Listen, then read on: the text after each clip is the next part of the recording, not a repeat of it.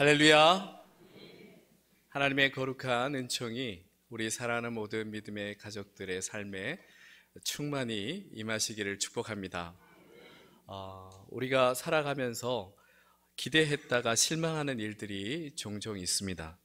그런데 가만히 들여다보면 대부분의 실망은 사실 우리 스스로 마음대로 이렇게 기대했다가 생기는 실망들이 많습니다.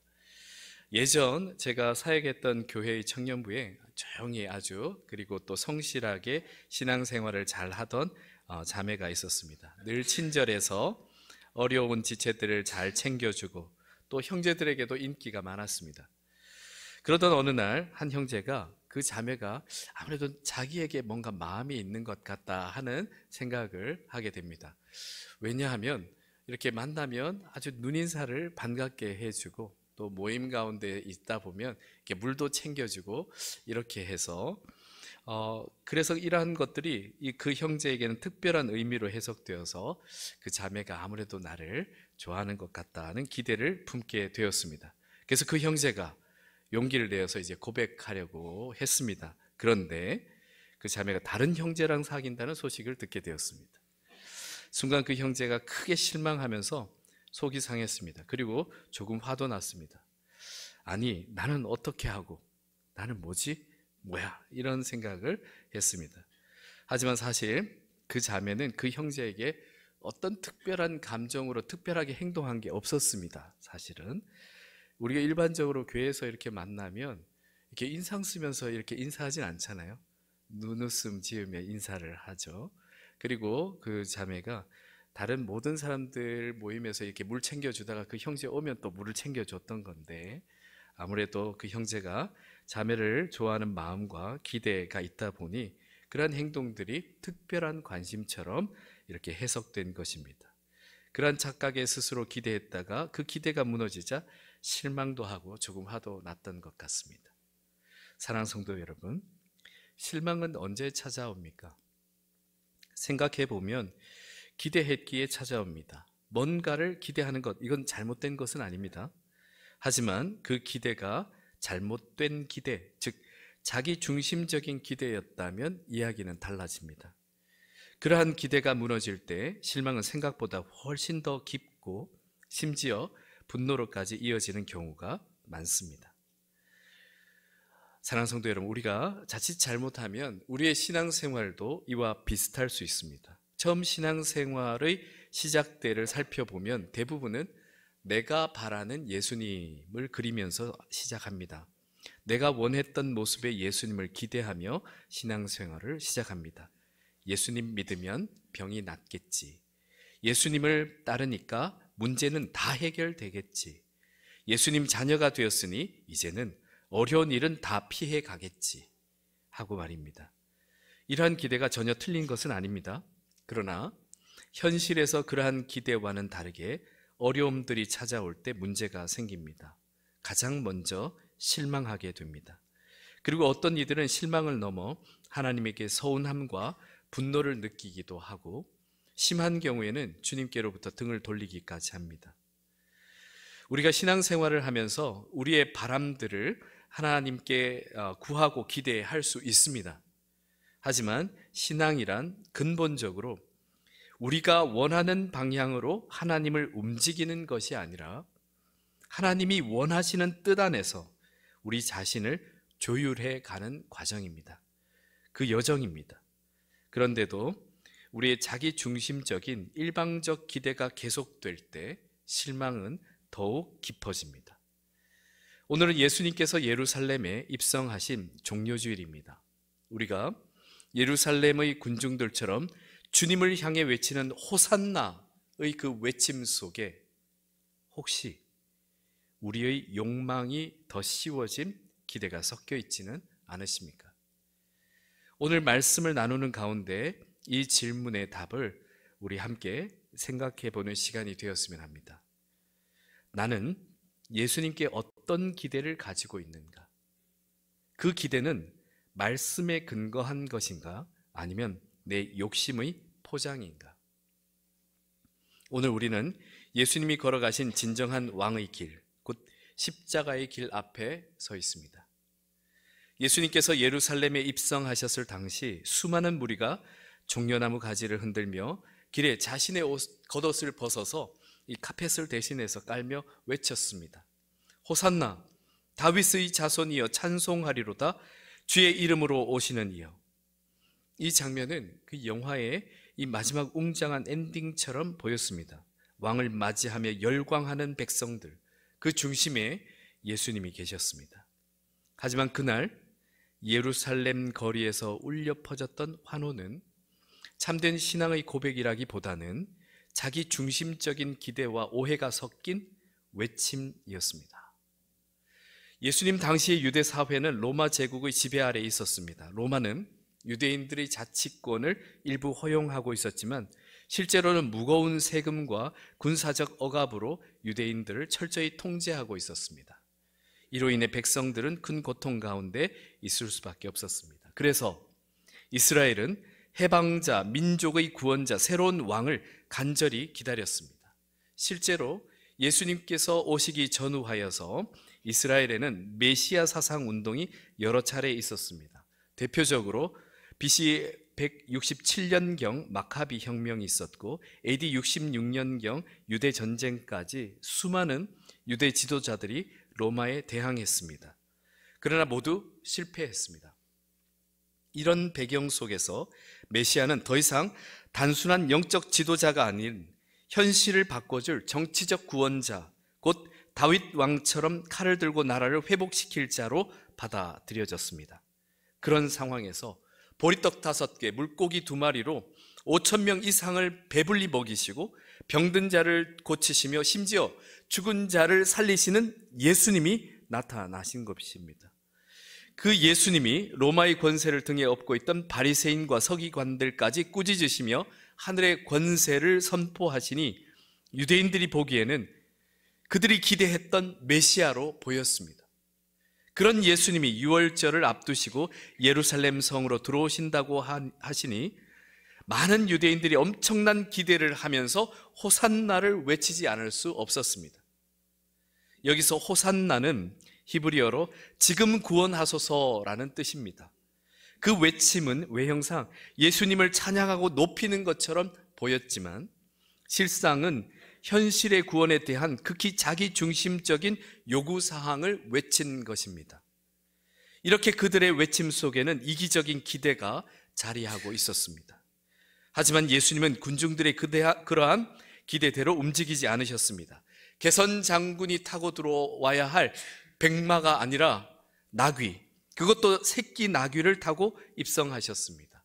이는 스가랴 9장 9절 말씀의 그 예언을 성취하기 위한 행보였지만 사람들이 생각했던, 상상했던 위풍당당한 왕의 모습과는 거리가 멀었습니다. 그리고 며칠 뒤 예수님은 로마에 대항하기 위해서 칼을 빼드신 것이 아니라 체포되신 후에 침묵하셨고 오히려 로마 병사들의 채찍에 맞으시며 그들의 조롱을 당하셨습니다. 왕자에 앉아 다스리는 것이 아니라 십자가 사형에 처해졌습니다. 그 순간 군중들의 환호는 사라지고 그들의 기대는 산산이 무너졌습니다. 며칠 전까지 호산나를 외치며 예수님을 환영하던 군중들의 입에서 예수를 십자가에 못 박으라는 분노의 외침들이 터져나오기 시작했습니다.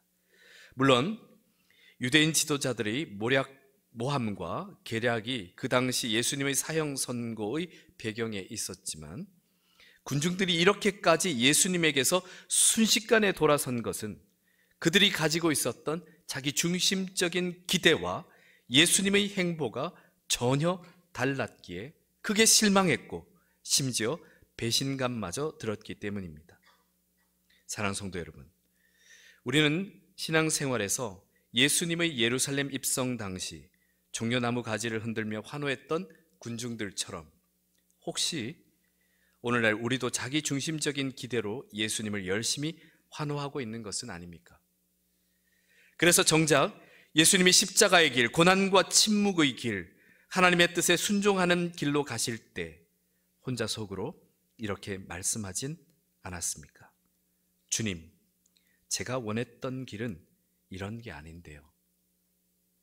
사랑하는 성도 여러분, 우리는 예수 그리스도를 믿는다고 하지만 실상은 저 역시 부끄럽게도 우리 방식대로 기대하고, 그리고 그 기대에서 어긋날 때에 쉽게 실망하는 때가 많았습니다.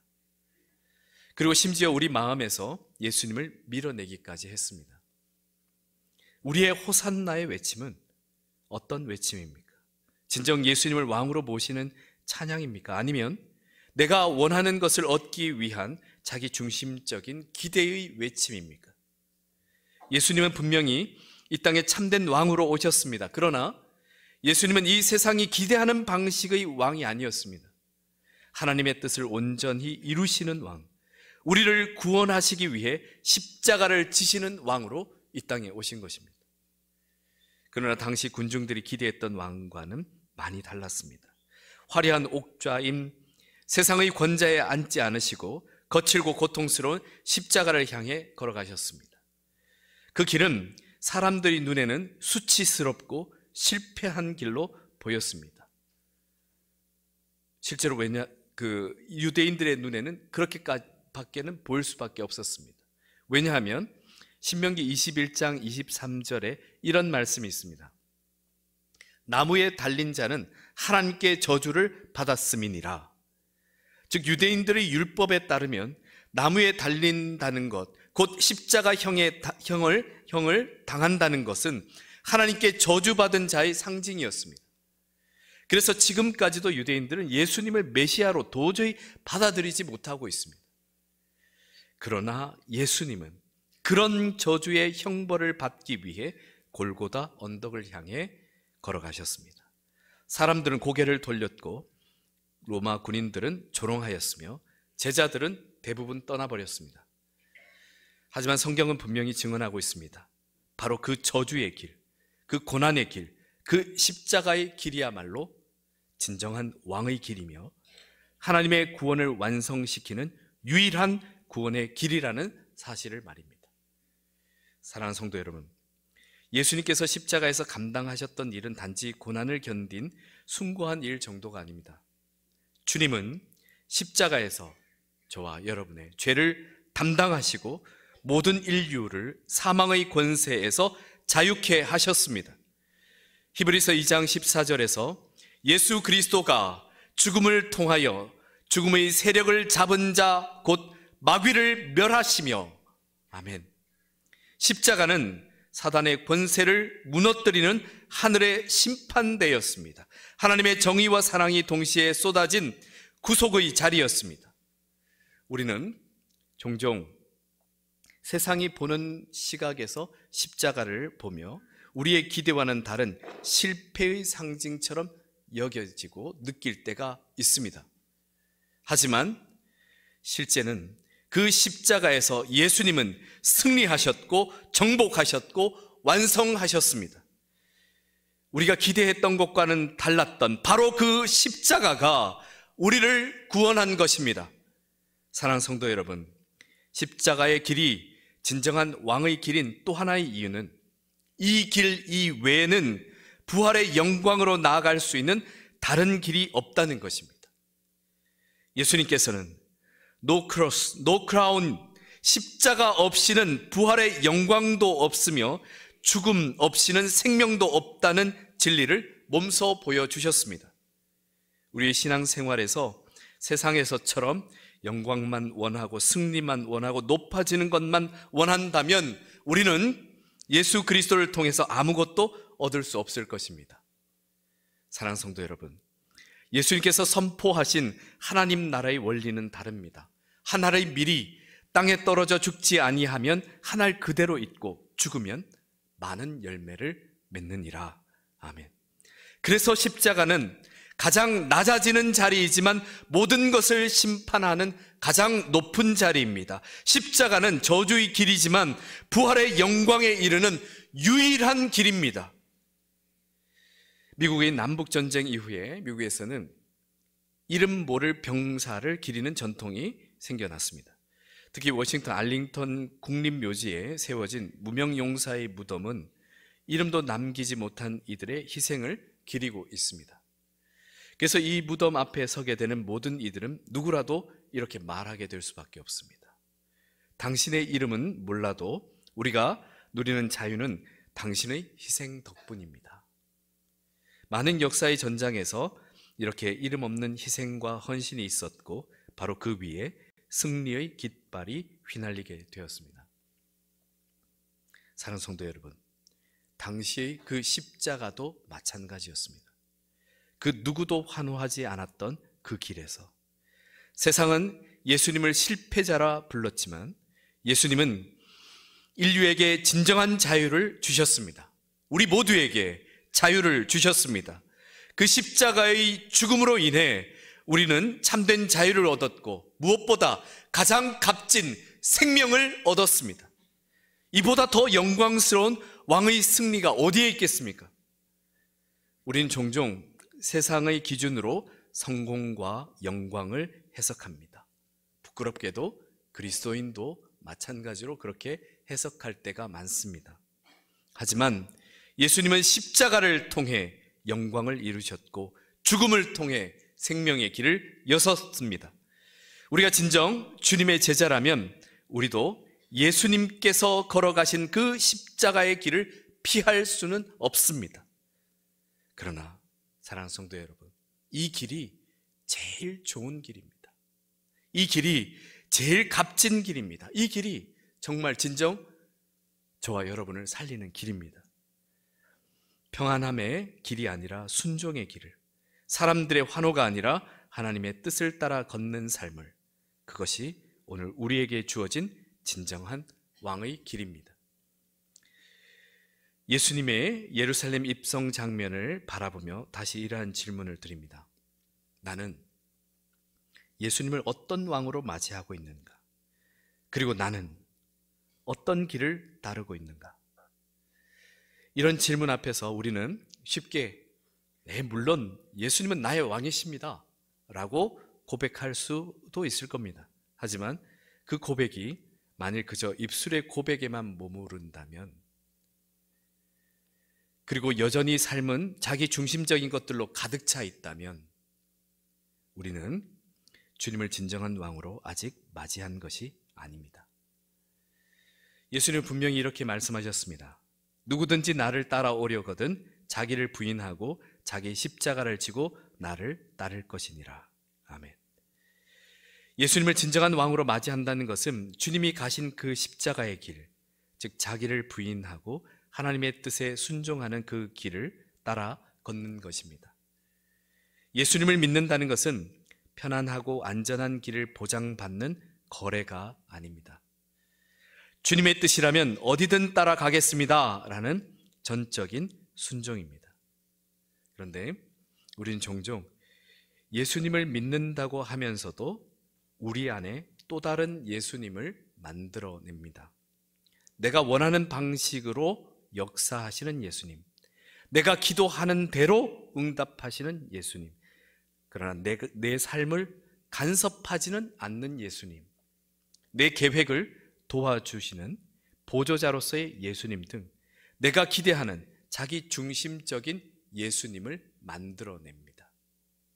그런데 이런 예수님은 진정한 예수님이 아니라 내 욕망이 만들어낸 우상일 뿐입니다. 이스라엘 백성들이 하나님을 찾으며 금송아지를 만든 것과 동일한 것입니다. 이렇게 자기 중심적인 기대와 탐욕으로 만들어낸 예수님을 믿는다는 것은 우상을 섬기는 것과 같은 것입니다. 마치 예루살렘에서 예수님의 입성 당시에 자기가 기대하는 예수님을 향해 호산나를 외쳤던 군중들처럼 말입니다. 진짜 예수님을 따른다는 것은 예수님께서 우리에게 주고자 하시는 그 값진 것을 받고 그 길을 따르는 겁니다.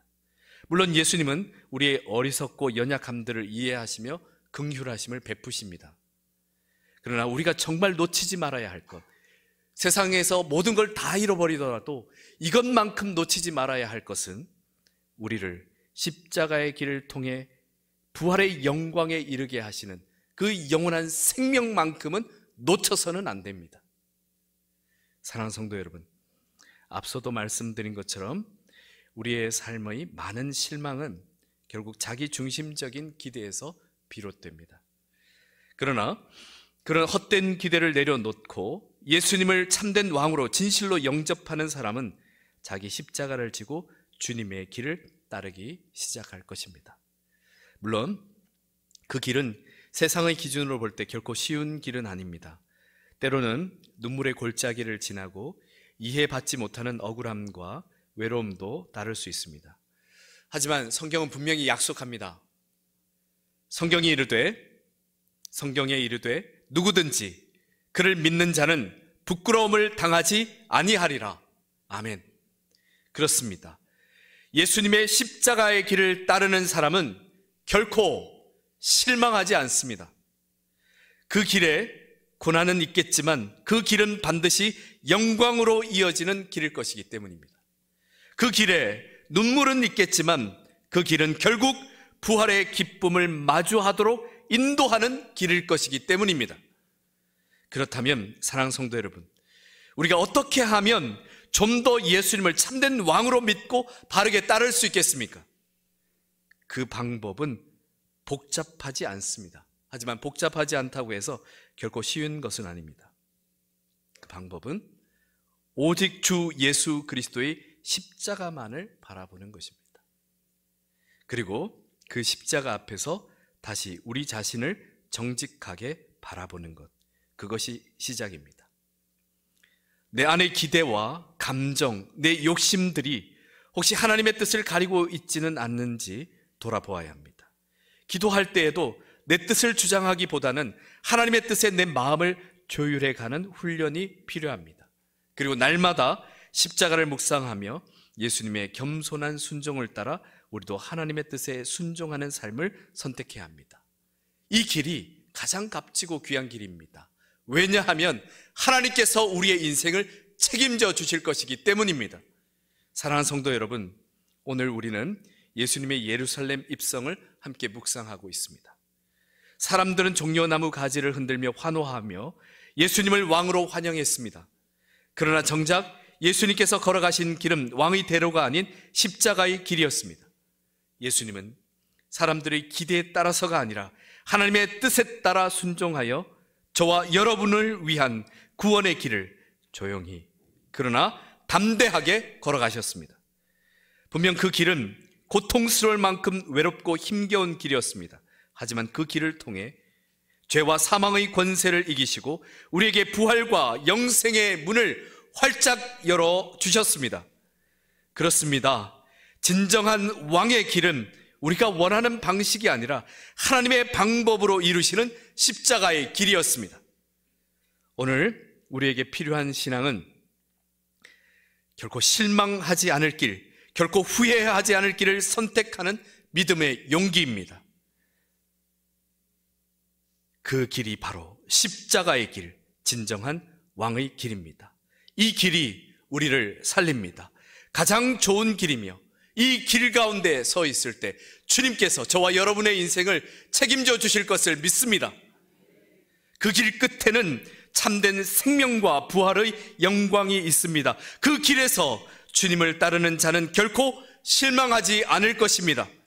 물론 그 십자가의 길에는 눈물과 고난, 오해와 외로움이 있을 수 있습니다. 그래서 당장에는 그 십자가를 바라볼 때 그 부활의 영광이 보이기보단 고난과 아픔, 치욕과 절망이 보일 수도 있습니다. 그러나 그 길은 마치 봄을 품은 겨울처럼 부활을 품고 있는 희망의 길입니다. 주님께서 사랑하신 성도 여러분, 꽃이 피지 않는다고 봄이 아니라고 말할 수는 없습니다. 요즘 이 봄 기운이 완연합니다. 지금 여러분의 삶에 꽃이 피지 않고 있다고 해서 봄이 오지 않은 것이 아닙니다. 지금의 봄의 생기가 이미 저와 여러분의 그 뿌리 아래에서 조용히 자라고 있습니다. 마치 고난과 침묵의 십자가 뒤편에 부활의 생명이 조용히 숨쉬고 있었던 것처럼 말입니다. 사랑하는 성도 여러분, 예수님을 따르는 삶은 단순한 종교적 참여나 형식적인 신앙 활동이 아닙니다. 실제로 살아가고 있는 삶 전체의 방향을 바꾸는 결단이며 날마다 자기 십자가를 지고 주님을 따르는 순종의 여정입니다. 이제 우리는 주님의 예루살렘 입성 앞에 서서 스스로에게 묻고 결단해야 합니다. 여전히 자기 중심적인 기대를 품고 환호하는 군중이 될 것인가? 아니면 헛된 기대를 버리고 자기 십자가를 지고 끝까지 주님을 따르는 참 제자가 될 것인가? 오늘 말씀을 듣고 있는 이 순간 우리는 이 물음에 믿음의 행동으로 응답할 때입니다. 군중들의 환호보다 주님의 십자가를 더 깊이 따를 수 있는 믿음을 구합시다. 주님은 지금도 우리를 부르십니다. 나를 따라오너라. 그 부르심 앞에 우리의 몸과 마음을 드리며 이렇게 대답하길 소망합니다. 함께 답하겠습니다. 예, 주님, 이 길이 십자가의 길이라 할지라도 이 길이 주님의 길이기에 제가 따르겠습니다. 아멘. 이 믿음의 길 위에 서 있는 사랑하는 모두에게 주 예수 그리스도의 평강과 승리의 은총이 충만하시길 축복합니다. 함께 기도드리겠습니다. 사랑과 은혜의 하나님 아버지, 오늘도 예배 가운데 우리를 부르시고 예수 그리스도의 십자가의 길 앞으로 인도해 주심에 감사드립니다. 우리는 주님을 왕으로 모신다고 고백하면서도 내가 원하는 방식의 예수님만을 기대하며 살았음을 고백합니다. 주님, 우리의 잘못된 기대를 내려놓고 하나님의 뜻에 순종하는 믿음을 허락하여 주옵소서. 세상은 십자가를 실패로 보지만 우리는 그 십자가를 통해 구원이 이루어졌고 부활과 생명이 시작되었음을 믿습니다. 이제 우리가 결코 실망하지 않을 그 길, 진정한 왕의 길, 십자가의 길을 따르게 하시고 끝까지 주님을 따르는 제자의 삶을 살게 하여 주옵소서. 예수 그리스도의 이름으로 기도드립니다. 아멘.